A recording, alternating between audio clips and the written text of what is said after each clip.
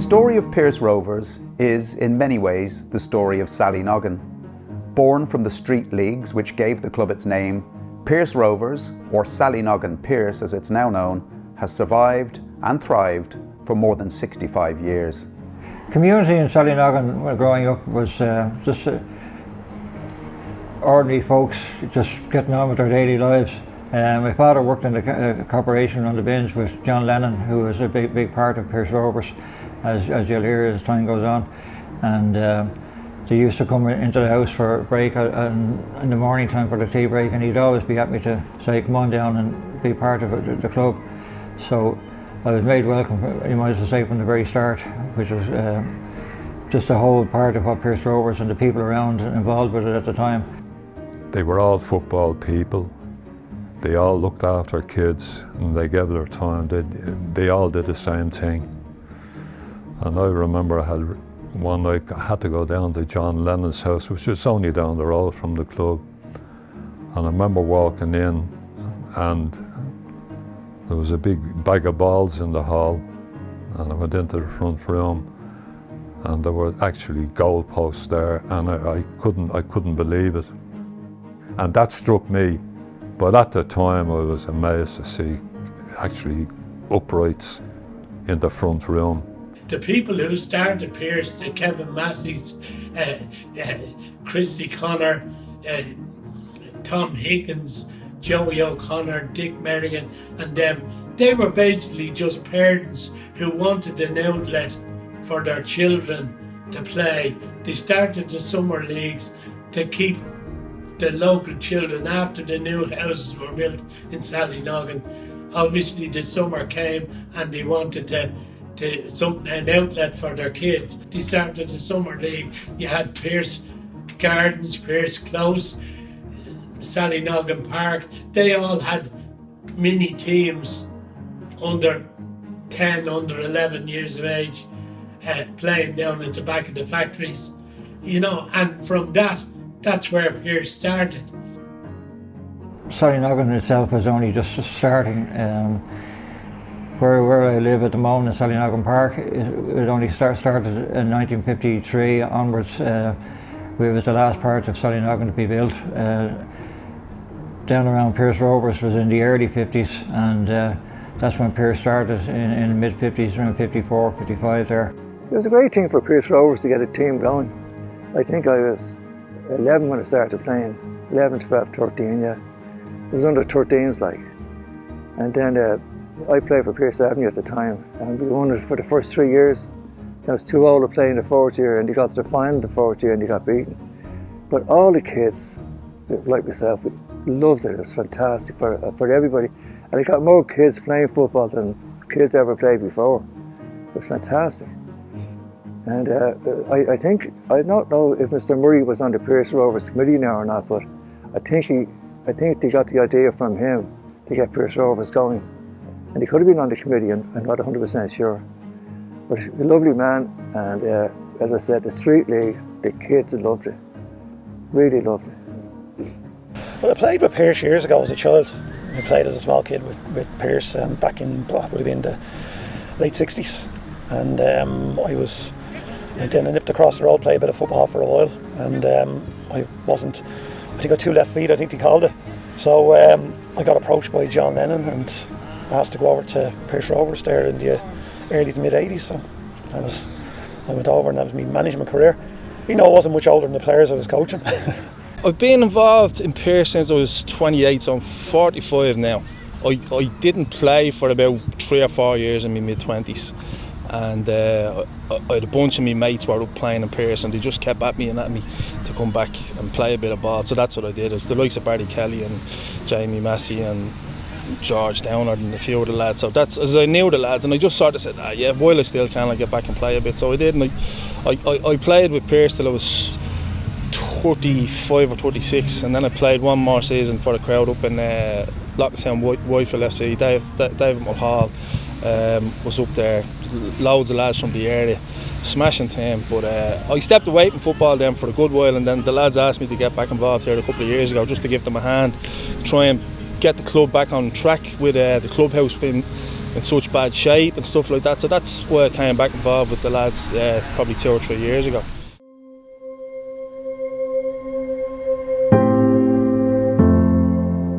As the population of Dún Laoghaire rapidly expanded from the late 1930s to 1950, so too did the demand for housing. Dún Laoghaire Corporation built a number of small local authority estates.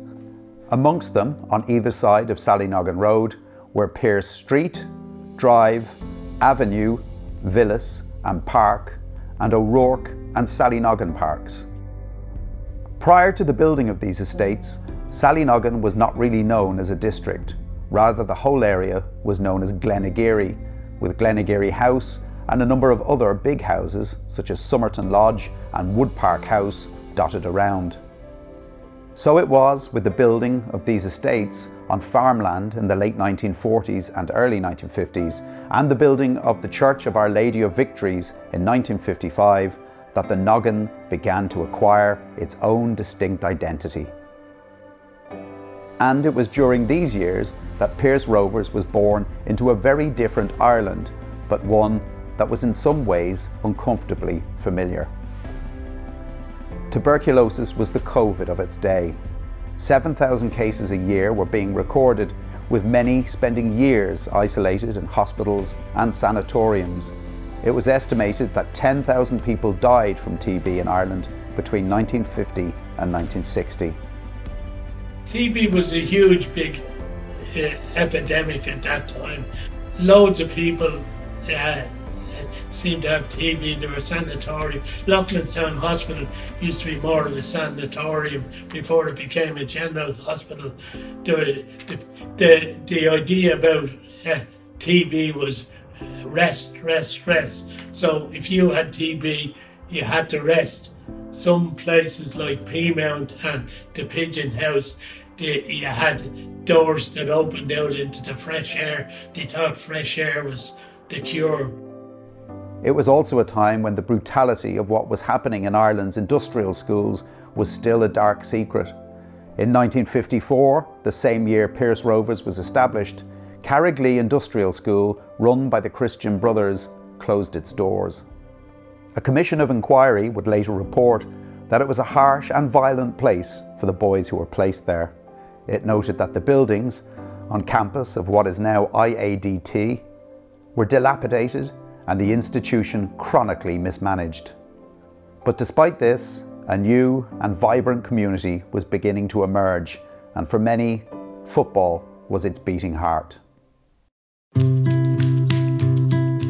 Around this area, I used to go often on a Sunday on a bike or a cycle with my father, and up around by what is now the Graduate, there used to be an area up there on the right hand side where a motorbike scramble, and you used to look forward to seeing that most Sundays. Then you go on another mile or two up the road and you're into Sandyford now, which is a massive industrial business park and industrial estate. They were all fields in those days, and it was just real countryside. As I say, Sallynoggin was only developing at that stage in the mid-50s, and everywhere around, even as far as Ballybrack was in its early stages as well. And you know, it was just a quiet area, ordinary working class people just got on together with people, and that was it, you know. And where we played on Pearse Rovers, two big pitches there that we had belonging to Shroud Riley. The land was belonging to them, and I believe that they paid them on a rent of them on a monthly basis to use these pitches. We used to have an old wooden hut, the old St. Kevin's Hall, across the road from beside the school, the old school in Sallynoggin where I went. They played in Sallynoggin where Chadwick's is. Chadwick's, Woody's and Des Kelly's, but they played in there in that pitch. And it was a horrible pitch, but it was a football pitch anyway at the time. And a bit further up the road they'd have just a wooden shed. That's all we had for changing room, no showers, no nothing. It was very enjoyable, we all loved it. All the committee men were lovely men, everything else. They were very, very nice. Out on the road morning, noon and night, up in the local pitch here beside me. And one thing that you can notice nowadays, the difference between the pitches in those days and the pitches now, there used to be a hole in the goals where we were playing morning, noon and night, and it was hollow, and they used to have to fill it in at the start of every season. Now you can walk across it because kids are in on computers and different things. It's not used anymore. It's not the same, and that's the way it was. You had to be called in or dragged in because you were just mad playing football. You know, I used to play with a chap down here, Pat Tobin, a Blackburn Rovers fan. Lord rest me, passed away last year, but a great character, and we'd be diving in the muck and playing in the muck, and all the different lads around Lean Brown, 2 doors down, were part of Pearse Rovers, now with Joe's.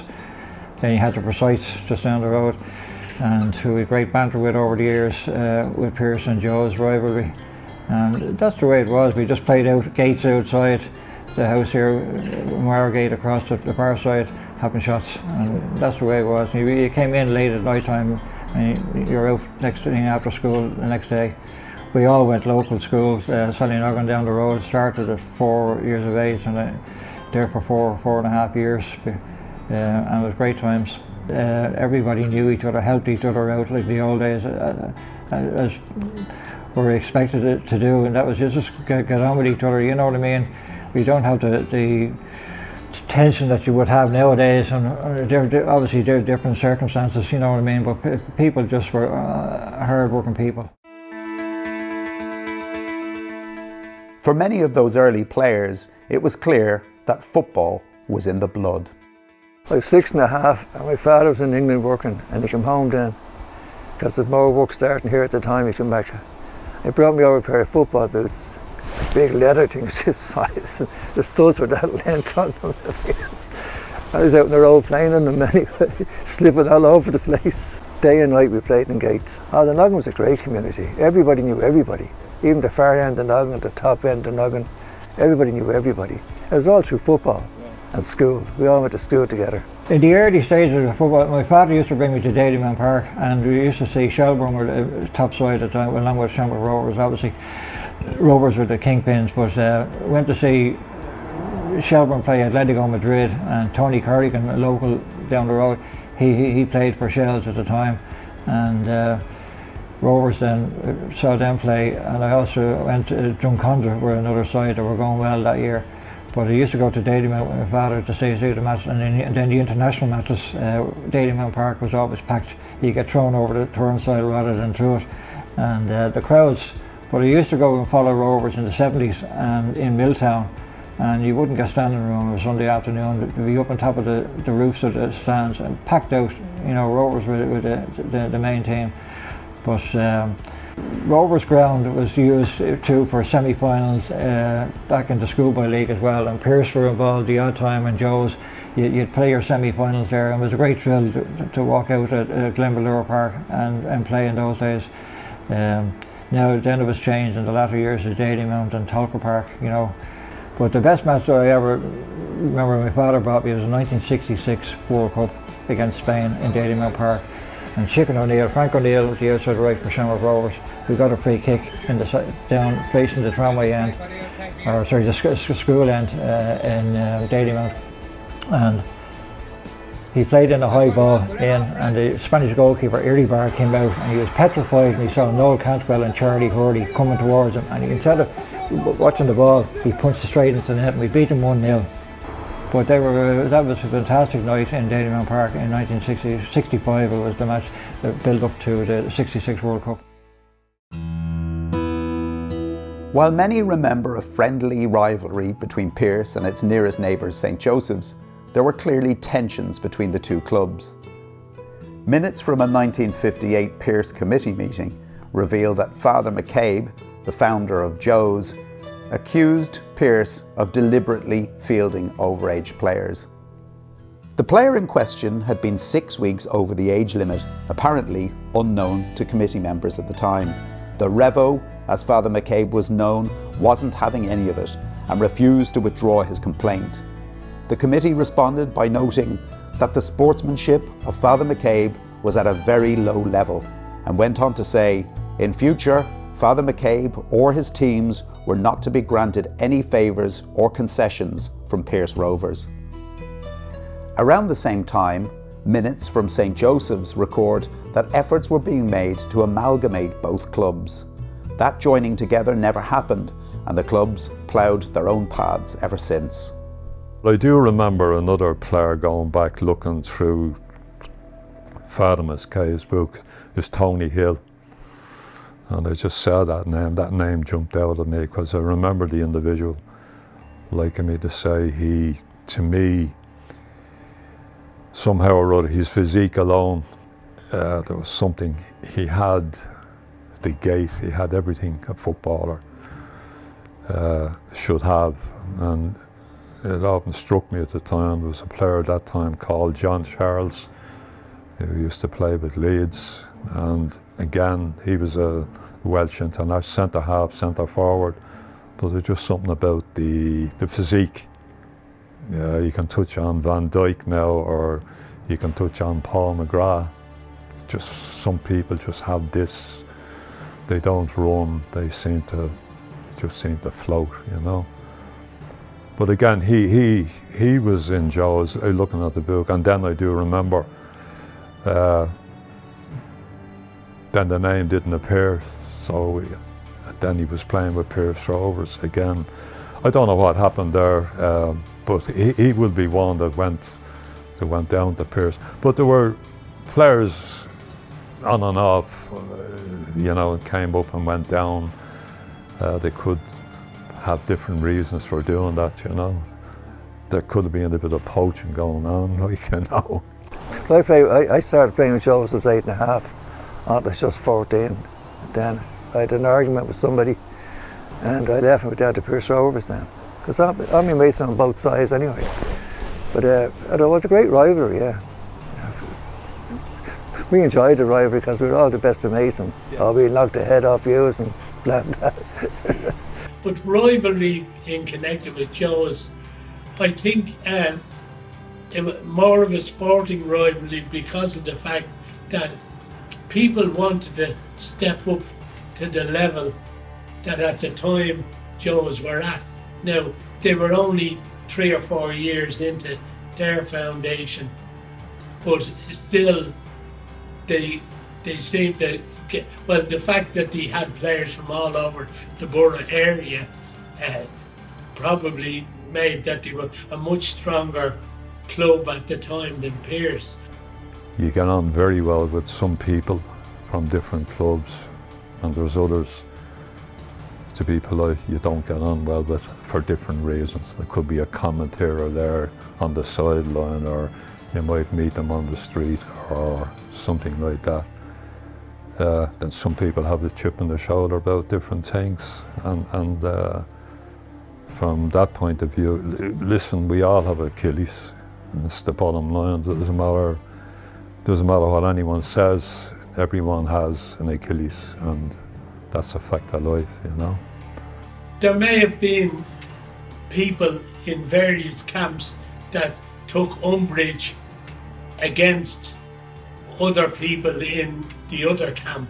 I know from my point of view, I went from Joseph's down to Pearse. Like, the first game that I think of was, I think it was, at the Thunder Cup, another 14 final, when we played Pearse, and that was played in UCD. And I think it was 3-2 Pearse won. That was Tommy Heffernan's team. And again, that really was the first time when you felt something different, really.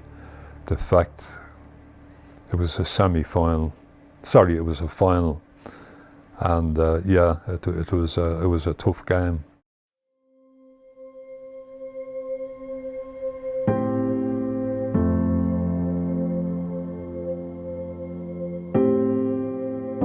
Yeah, well, I played with Pearse all the way up from as I say, from when I was 10 up to 18.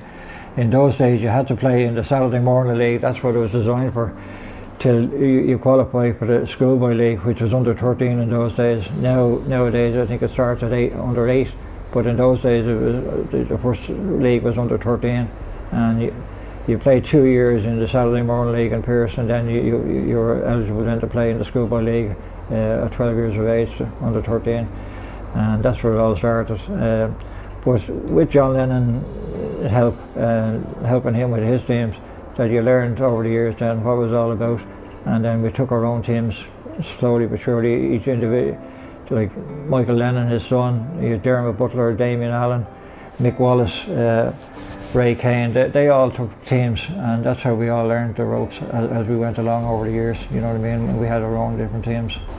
I don't know who the committee man was on the league at the time, but they would go to our committee man and tell them that they wanted me to go on a trial match with them and everything else.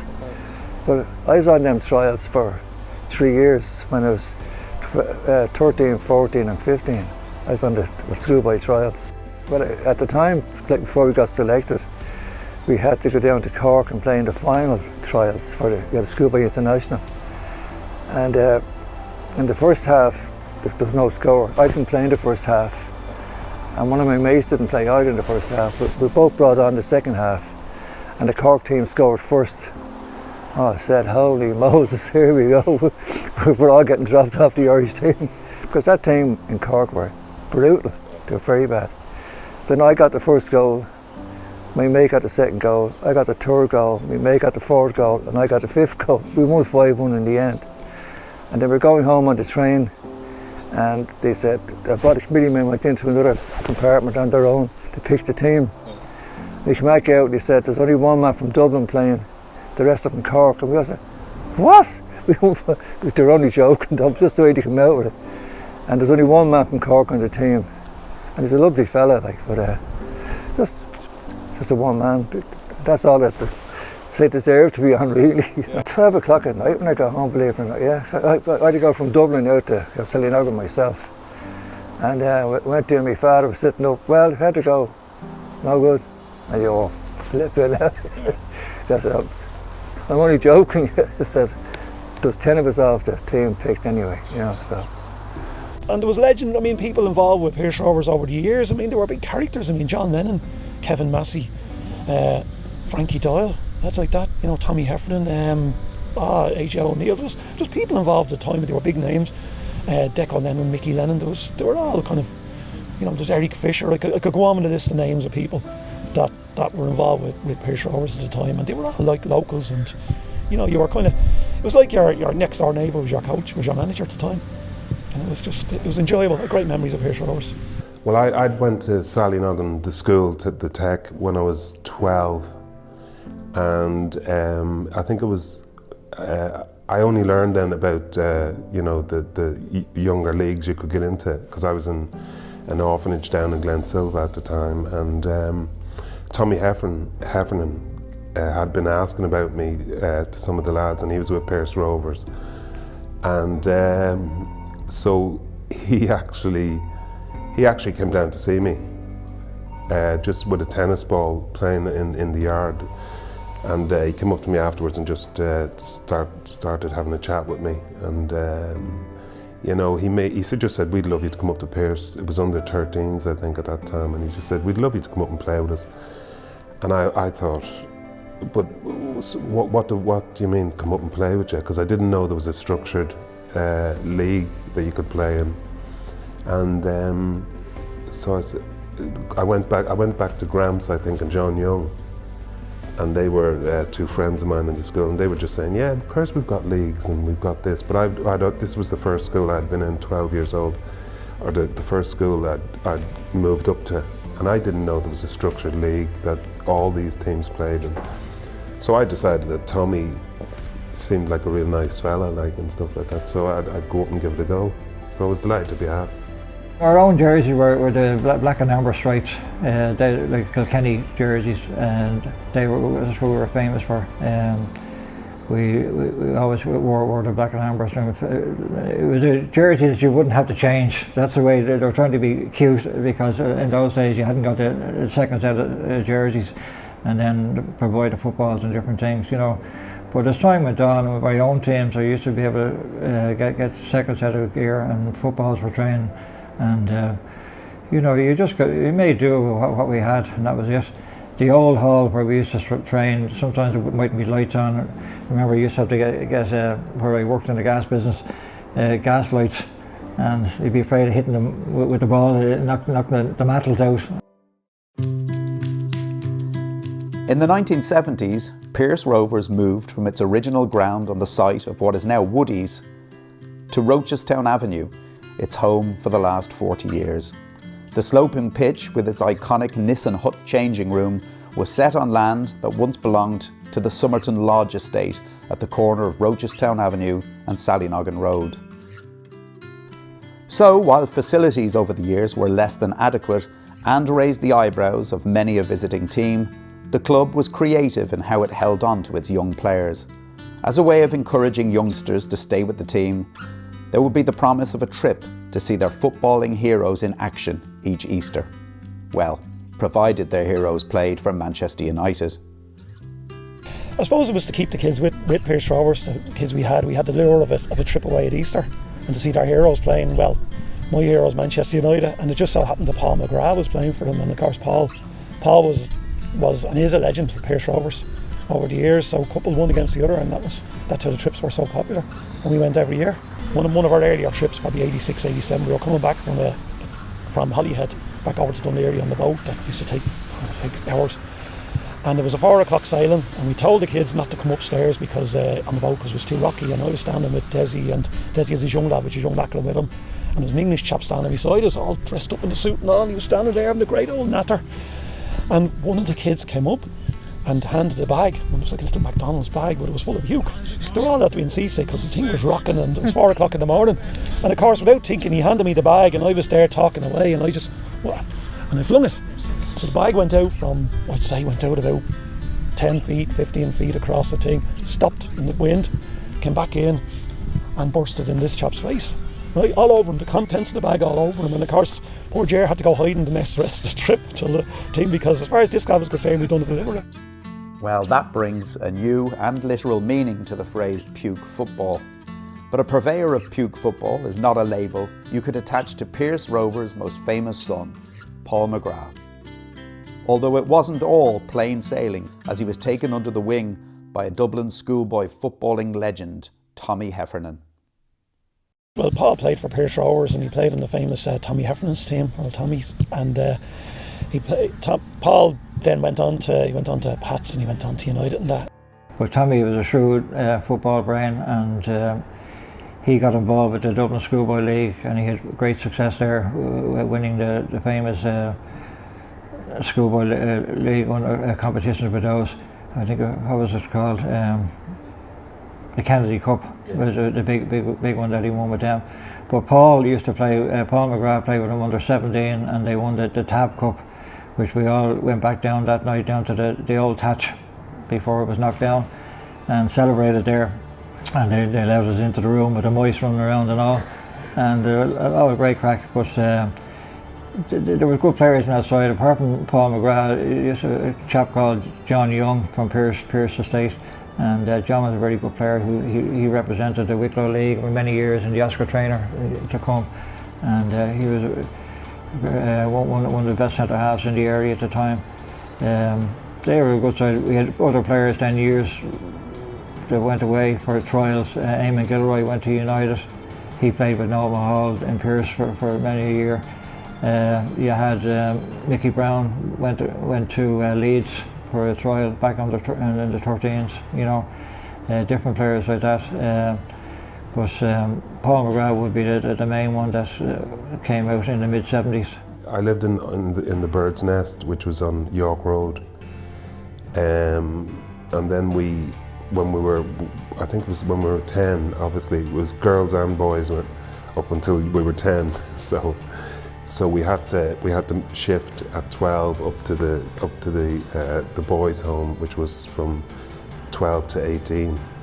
So and it was there that obviously there was older lads there, so you could join in, and it was a little bit rougher probably, and so that's what I did. I just joined in and tried to kick a bit of ball with them and stuff like that. But turning up for training was it was a hard thing for me to do, because I didn't really like meeting too many new people at once, and I knew Gramps and I knew John Young, and but the other players I wouldn't have known, So it was, I was a very shy kind of man, or child I should say. So I had to get used to, I was sticking close to the people I knew, and I knew John was a very funny, outgoing lad, and Gramps exactly the same. So yeah, I just stuck around them, and I was kind of hiding behind them basically. But there was players there that night that I thought, gee, they should be in England, some of these kids, you know. And I really enjoyed it, and Tommy Heffernan made it so easy for me to try and make sure that I fitted in. The shock that I had was that even though I thought I was a really good player, I got a shock when I found out there was a couple of really even better players than me. And even though Tommy had seen me down in the yard with a tennis ball, it was a different kettle of fish with when I went training a couple of times, and he suddenly realised I didn't really know too much about football tactically. I really just wanted to put on my boots, and because I saw some sort of structure to the thing, I was thinking, just let's get our boots on, and are we going to go out then and play against another 11 kids? This is going to be brilliant. Like that's the way I saw it. And then I think Tommy Heffernan got the shock of realising that I had not got a clue how to play structured football. I just loved getting the tennis ball down on where I was in the tech, and just trying to beat people or trying to link up with people. But I had no idea what the fullbacks were.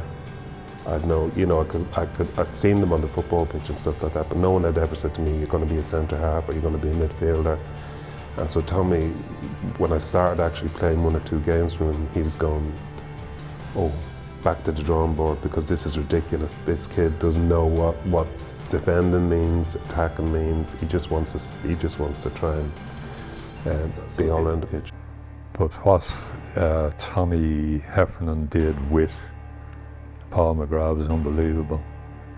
The fact that Paul's background, everyone knows his background, that he brought him along, and obviously the say got the best out of him.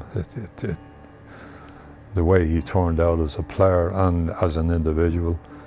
I've met him a couple of times, very, very briefly, and he's a special person. And the whole nation has, you know, everyone knows him, and the way he carries himself, and just something special. But he and as I always give credit, I remember there was a night down in the Noggin Inn. It was a charity night, and Paul McGrath was at it, and the questions, you know, people were asking questions, and I threw one up and asked, and it was, you know, the most influential person he mentioned, you know, Tommy Heffernan type of thing. Tommy was explaining about playing a disposition and that, and Pal said he hadn't got a clue, but eventually it was just a duck to water, he was.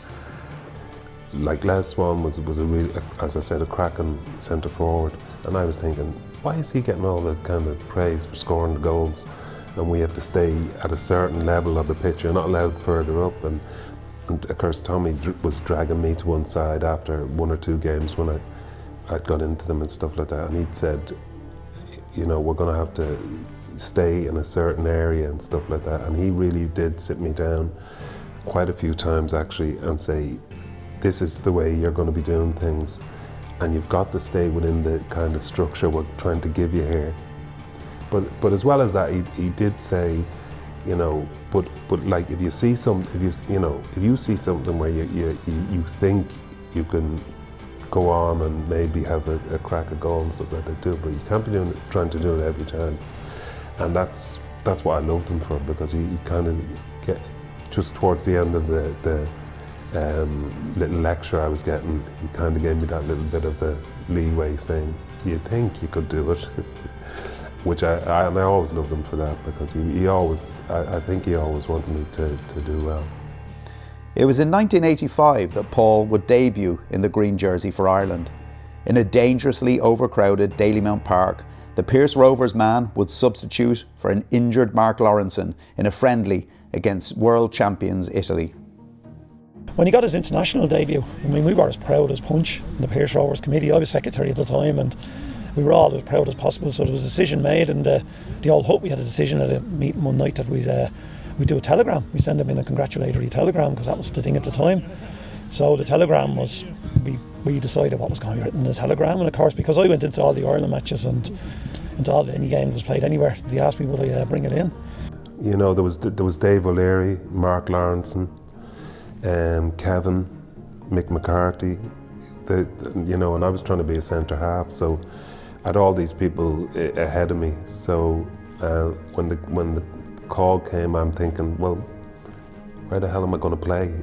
I know they have enough people to play in the position that I'm supposed to be good at. So why would you even bring me in and stuff like that? But the thrill for me was just that I was going to meet, I was going to bump into Liam Brady and be able to talk to him and stuff like that. So, yeah, and Kevin was saying to me, look, this is going to be great. Just go and enjoy yourself and have a laugh, and this will be grand. And yeah, I loved it. I loved just meeting the lads. I was nervous about meeting them, of course, and I didn't realise that you had to stay in a hotel and stuff like that. So I went back to my mum's and all this sort of thing, and then Owen had to, obviously, cars were sent for me and knocking on my door and stuff, my ma's door, and bringing me back to the hotel. It was nerve-wracking, but at the same time, to be asked to come on in an Irish game for your first cap I think it's one of the greatest things that can happen to any sportsman, any runner, any, I don't know, tennis player, table tennis player, whatever. When you're putting on your country's colours and you're walking out there. And when I was told I was going on, there was a little bit of fright, I have to be honest, because we were playing, I think, Italy, the world champions at the time. So I'm thinking, oh my Lord. Half of me is thinking, is Mark, he might not be that injured. Can he not run it off?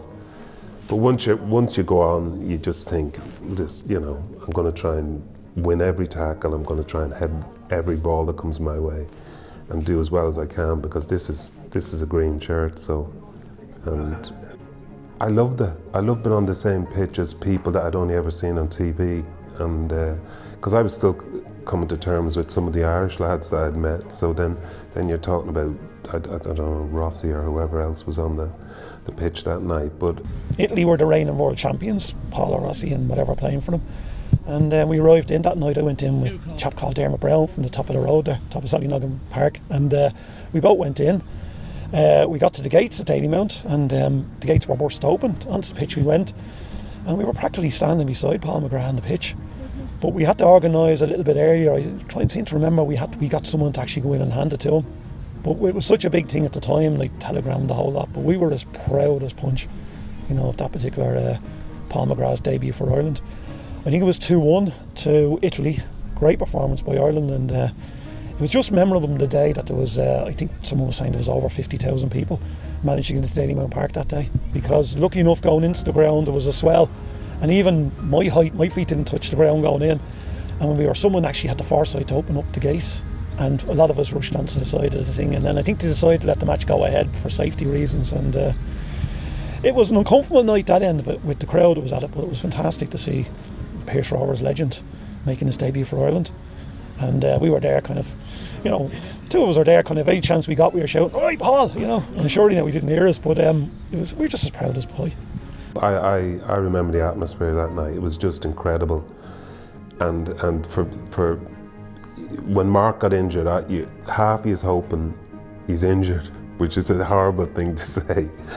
But you want to come on. In that atmosphere, you want to come on. And I'd played in Dalymount Park before, so I was thinking, oh please, just let me on, just let me just enjoy a little bit of this sort of thing. So I was delighted to got the first one out of the way. So a new chapter in the Pearse Rovers story begins. Renamed Sallynoggin Pearse after amalgamating with Sallynoggin Celtic in 2010, Pearse have moved once again. This time, moving across the Sallynoggin Road to take up residence in the old Wood Park sports field. Working with Dún Laoghaire Rathdown County Council, the club hope to have a new permanent clubhouse and changing rooms built in the near future. Well, we've an agreement in place with the council for a rolling lease on a new piece of land here. Couple of reasons being where the clubhouse was situated. The nearest sewer connection was 75-80 yards away, so it was a huge amount of money even to connect to a toilet. Parking as well would have been a nightmare on the Rochestown Road there. So as I say, this corner section here made more sense. We can put a fine big clubhouse in here with ample parking so that we're not affecting the roads, and it'll be a lot safer for people to get in and out of and stuff like that. And pluses as well, our main goal as well was to try and involve a couple of other local clubs from whatever sports, boxing, kickboxing, or if it was kids doing Irish dancing, and have a gym in it, you know, so it's not just the football club. And as I say, I think it's a great setting. Summer's evening and you have kids there doing whatever class, and then they can have a stroll around the park, or the parents can have a stroll around the park, you know what I mean, and enjoy the area, you know what I mean. So as I say, I think there's a lot of really, really good people from Sallynoggin, you know what I mean, but as I say, we just need people in the general area to see that, you know. So that's, as I say, we're getting there slowly, but as I say, COVID hasn't helped. I look at Pearse and I think, obviously with fondness, because I played for them and stuff like that, but not only that, I think they taught me the basics of football, and I'd hate to see it totally go off the map, because I don't think it'd be fair. I think, you know, so that's why if there's anything I could say or do to people to keep that sort of, you know, smaller club, but I think it's something people need, you know what I mean? Pearse Rovers, man, it was football-wise, it was an education, because you were allowed just to amble along, realise what was, enjoy it as you should as a kid growing up, and then be educated from the people that were there as the ins and outs of football and what was involved, and how to organise a team and run a team. And it just takes off, and that's basically it. It's common sense at the end of the day, but these people gave it their time, and there was no arguments and rows or different things. Everyone just got on. Nobody was above each other, you know what I mean? I was no better than anyone, no matter if anyone was any better than me, and that's the way life was then. Nowadays it's a rat race, and unfortunately things have changed, but Pearse, it was like summer all the time. It's that type of feeling there the whole time, you know what I mean? You just get on, everybody made you welcome as soon as you come in, get your gear on, out you go. Players were always there before you, waiting to start training, there for matches, different things. As I say, John Lennon had a lot to do with that, because the way he portrayed himself and looked after people, you know, and it brushed off on an awful lot of us over the years, you know. For me, it was where I literally learned the basics of teamwork, you know, of not doing what you wanted to do on a football pitch, not just charging and basically upsetting every player on the pitch, including your own. It was where Tommy Heffernan showed me how to play football. When I came here, there was a guy called Hughie Kenny, who was the chairman. He worked for Irish Rail, and he was an absolute character. Like, he would do absolutely anything for. If it was anything to do with the club, he'd do it regardless. If you would ask Hughie to go and borrow 50 grand to build a portable clubhouse, he'd be gone in the morning to do it, because he was the same. He found it was a great outlet for him. His kids had grown up. He was at a loose end, and he found that the football kept him saying he'd go down. There was the Saturday, Sunday, so he'd be marking the pitches. It just kept him active and kept him doing something that he loved, and he did. He loved the football. But I came here. I'll just give you a couple of stories on Hughie. We needed a kettle. The kettle had gone in the clubhouse, and he goes off in the car, and he comes back and he's shouting, and he says, "Richie, give us a hand, will you?" I go, "What does he need a hand for? It's only a kettle." So I walked out, and the car had gone down to Power City. He'd bought a microwave, he'd bought a fridge, he'd bought fucking a big burger boiler, he bought loads of stuff, like, you know. So we only needed the kettle. I know, but the club needs this stuff, you know. That's the sort of guy he was, and he never looked for anything back, you know. So as I say, it's just, you need people like that involved in clubs that give something back. As I say, I'm not going to give anything back financially, but I'll give up my time, and I'll try and do stuff to push the club forward, you know. So that's why I said, look, without Hughie and people the likes of Hughie, clubs like this fold, you know. And then you've all sorts of social issues where you've huge numbers of young lads who aren't doing it and they're getting into heavy drinking and heavy drugs and gambling and all that sort of stuff. So as I say, I think it's more than a football club. It's something that every community should be fighting for their local football clubs. And like, you don't get any more grassroots than Sallynoggin Pearse, because you don't. Like 2021 and we were using a clubhouse without a bleeding toilet, didn't even have proper showers or anything like that, you know what I mean? So as I say, that's why I got back involved. I just want to see it being done right, and hopefully it's still going in another 50 or 60 years.